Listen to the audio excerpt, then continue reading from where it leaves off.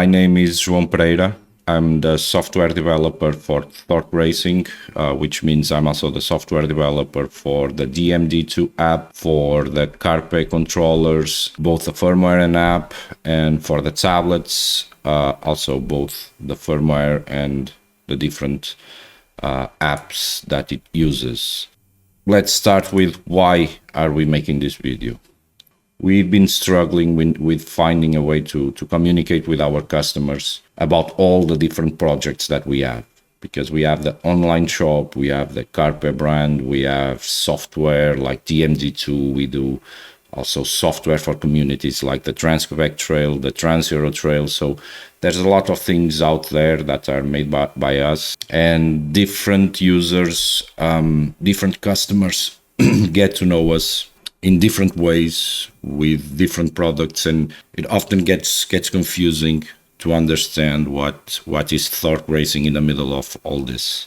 We thought about this solution where we can, like in a single video, like a live stream, we can talk about anything and everything that we want. Yeah, we made this setup, like 2 cameras, 1 mic, and streaming software, we are not streaming, we are recording locally, and we have frequently asked questions, new stuff, anything that comes up. We can quickly open our setup, hit record, and do this. Let's start with what is Thork Racing. Basically, for what concerns our customers, Thork Racing is an online shop where you go to buy physical products. Okay, here you will find not only the Carpe Eater stuff like the tablet, the controllers, but you also find other brands like we have Climb, we have Kriega, we have Denali, we have Double Take, and some other brands. Okay, so let's look at the different names that you usually see associated with Thork Racing. The first one is obviously the Carpe Eater. You can see them right here on the table. This is a brand that is focused on 2 types of products. It's the Android tablets specifically made for navigation, navigation on a motorcycle, and then the handlebar remote controllers like this one, which basically allow you to control Android apps on any device. This is not something that we do specifically for our tablets. It's something that we do to be used with any Android device. This Carpe manufacturer, this brand, is currently being developed by 2 teams. One that works at Thork Racing right here in Portugal in our shop, which basically does software development. We do distribution, we do some assembly, and we do custom support. Then we have another team that works in the Czech Republic, and they do product development, basically all the hardware you see here. So they do the design of the product, they take care of production, and they take care of the reseller network. Associated with Thork Racing, you might have heard of our software, which is DMD2. We have been working with adventure and off-road communities. You might know some of them, like the Trans-Quebec Trail and the Trans-Euro Trail.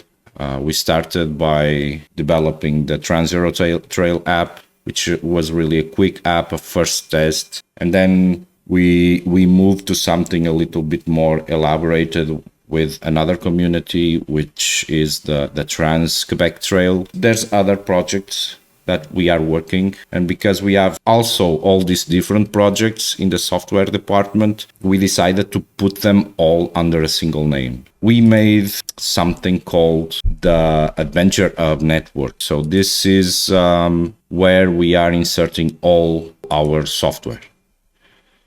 Okay, let me show you the Adventure Hub website.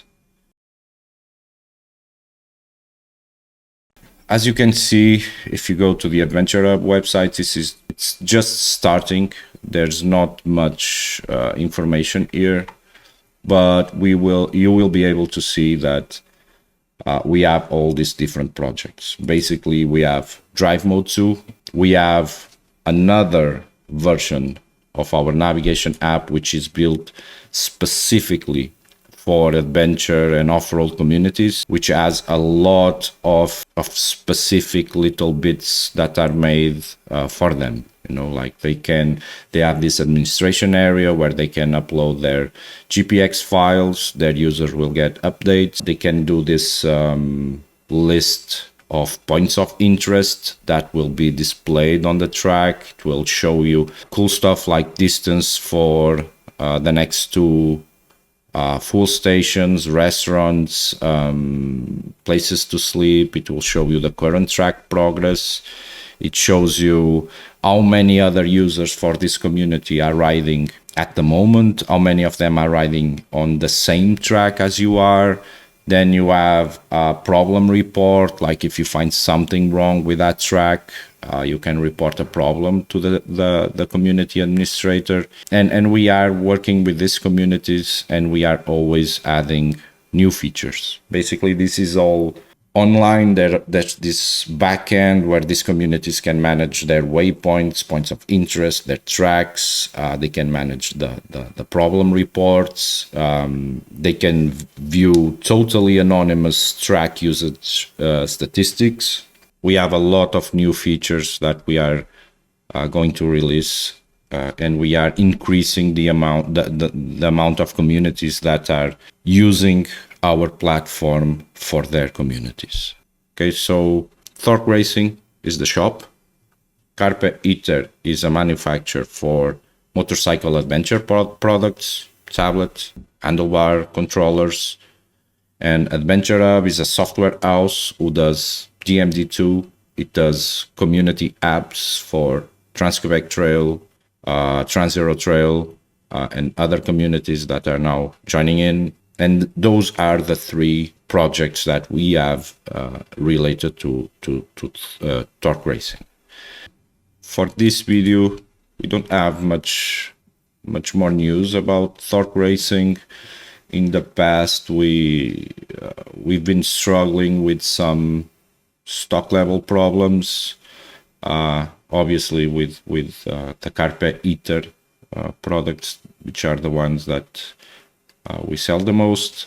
Usually that happens when a new product comes out, like the adventure controller, this little guy, which was the last product we released. Initially, when something like this comes, there's a lot of demand for it, so we kept it on back order for some months because our production wasn't even able to produce enough for the demand that we had. But that's in the past. We now have hundreds of them in stock. We are shipping almost all orders next day, either controllers or tablets. Everything is going next day. No problem there. As for our infrastructure, we've been working into upgrading our workplace. We basically moved all our server stuff to a new server. This one has a 2 gigabytes connection.